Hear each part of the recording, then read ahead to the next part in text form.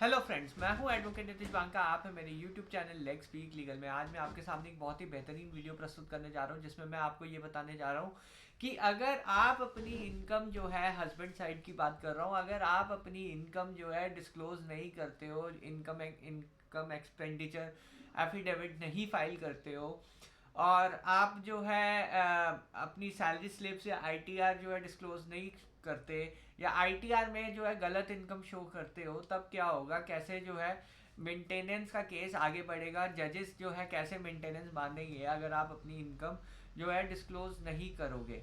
तो ये क्वेश्चन मेरे पास कई बार आता है। ये उन लोगों से ज़्यादा आता है जिनकी इनकम थोड़ी ज़्यादा होती है और इनकम टैक्स रिटर्न्स वगैरह में जो है ज़्यादा इनकम होती है, सैलरी स्लिप्स में ज़्यादा इनकम होती है। ये उन लोगों से जो है मेरा जो है प्रश्न आता है कई बार कि अगर हम अपनी इनकम डिस्क्लोज ही ना करें तो फिर क्या होगा।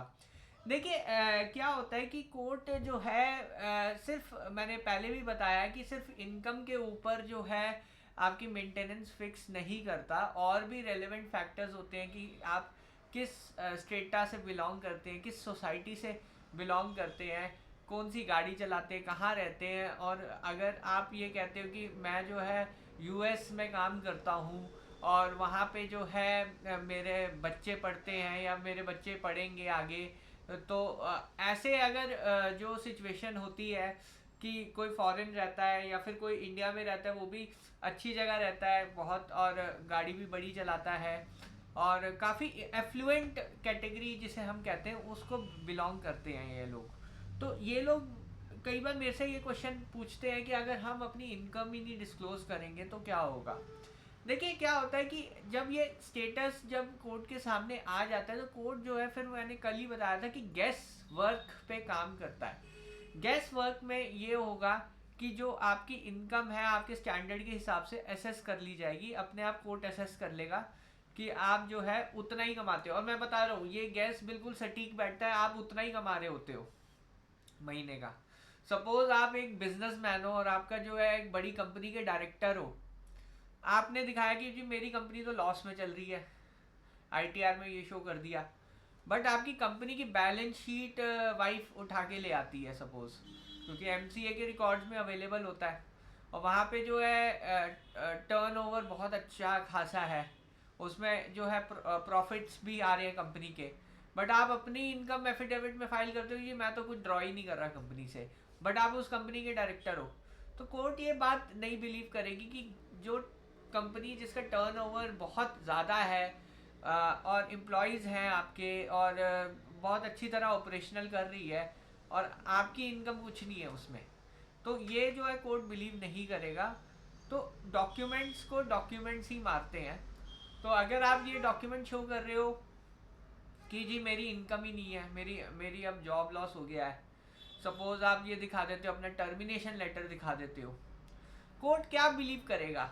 कोर्ट ये देखेगा कि एक अच्छा खासा कमाता हुआ पर्सन टर्मिनेट क्यों करेगा, अचानक उसकी जॉब क्यों चली जाएगी।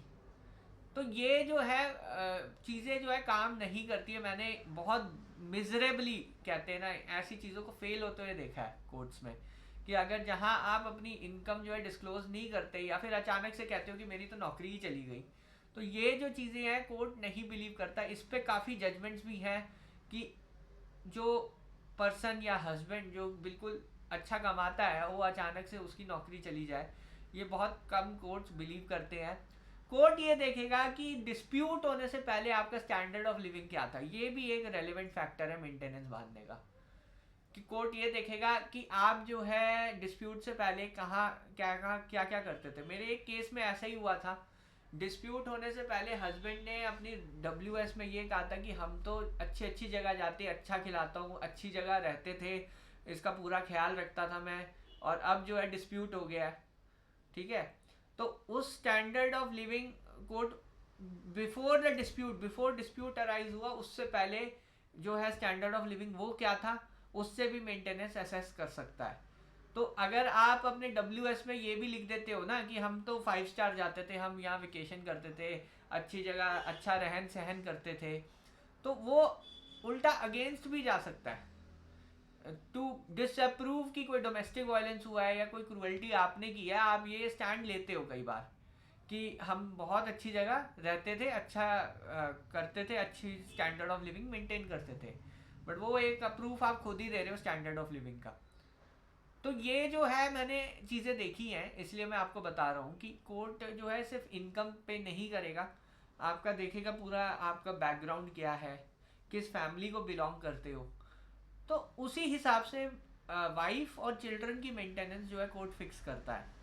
आपकी I T R is irrelevant, I T R is not a conclusive proof, दो इट इज, ये जो आई टी आर है वो एक तरीके का एविडेंस है, but it is not a conclusive proof of your income.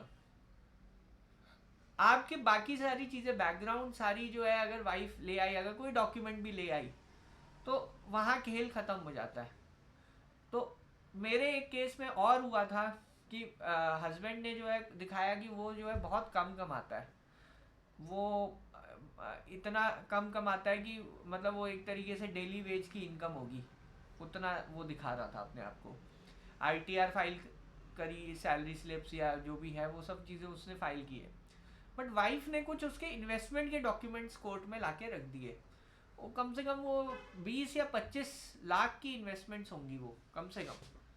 तो कोर्ट ने असेस किया कि अगर आप इतनी हैवी इन्वेस्टमेंट कर रहे हो, आप कोर्ट को ये दिखा रहे हो कि आप इनकम नहीं है आपकी, बट आपके नाम पे इतनी बड़ी बड़ी इन्वेस्टमेंट्स हैं शादी से पहले और शादी के दौरान भी, और अचानक से अब जो है आप जो है बहुत कम कमाते हो, कोर्ट बिलीव नहीं करेगा। तो कोर्ट ने जो है उस केस में काफ़ी हाई मेंटेनेंस बांधी। तो देखिए, आप जितना बचने की कोशिश करेंगे, बात वहीं पे आएगी कि मेंटेनेंस जो है, जो कानून है मेंटेनेंस का, वो स्टैंडर्ड ऑफ लिविंग के हिसाब से है और स्टेटस के हिसाब से है। आपके स्टेटस के हिसाब से आप अपना स्टेटस कैसे छुपाओगे, कैसे कंसील करोगे? आप डिस्प्यूट के बाद कर सकते हो, डिस्प्यूट से पहले तो आपका स्टेटस था ना। आप जो डिस्प्यूट से पहले आपने पूरी जो भी आपने खर्चे किए आप कोर्ट को दिखा ही रहे हो, खुद ही दिखा रहे हो आप, तो फिर कैसे आप अब कह सकते हो कि मेरे तो अब कमाई ही नहीं है बिल्कुल भी? तो ये चीज़ जो है हस्बैंड साइड जो अगर कंसील करती है, तो मैंने ये आइडिया को कई बार फ्लॉप होते हुए देखा है, बहुत बुरी तरह। तो ये आइडिया बिल्कुल सही नहीं है कि अगर आप अपनी इनकम डिस्क्लोज करते हो और वो जो है कम ज़्यादा है वो, और उसे कम दिखाते हो, तो कोर्ट जो है इजीली जो है वो गेस्ट वर्क से या फिर वो देखेगा कि आपका स्टैंडर्ड तो है, तो उस हिसाब से मेंटेनेंस जो है ऑर्डर में आ जाता है। फिर आप कहते हो कि मेरी मेंटेनेंस ज़्यादा बन गई। तो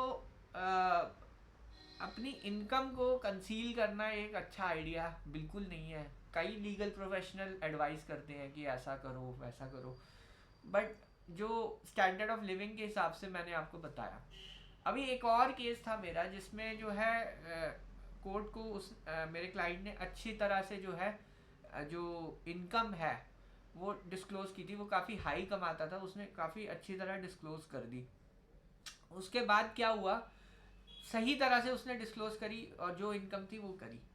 उसके बाद भी कोर्ट ने उस पर हाई मेंटेनेंस नहीं बांधी, क्योंकि आर्ग्यूमेंट्स उसने अलग तरीके से की। आर्ग्यूमेंट ये की कि वाइफ जो है केपेबल ऑफ वर्किंग है। एक ममता जायसवाल की जजमेंट है जिसमें लिखा हुआ है कि कोर्ट को जो है लेजी स्पाउस को सपोर्ट नहीं करना है। अगर दूसरा पर्सन केपेबल ऑफ वर्किंग है तो वो काम क्यों नहीं करता? इस आर्ग्यूमेंट ये फिर भी वैलिड है। अगर आप कंसील करोगे तो देन कोर्ट आपकी बिल्कुल नहीं सुनेगा।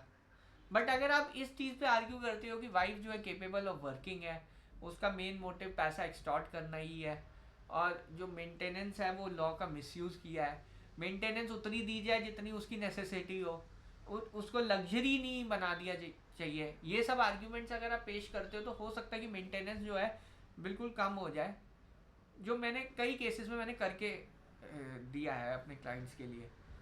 तो इनकम को कम करना इज़ नॉट अ सोल्यूशन, अपनी आर्ग्यूमेंट्स बदलना इज़ अ सोल्यूशन, जो मैंने आपको बताया है अभी जो आर्ग्यूमेंट्स बताई हैं।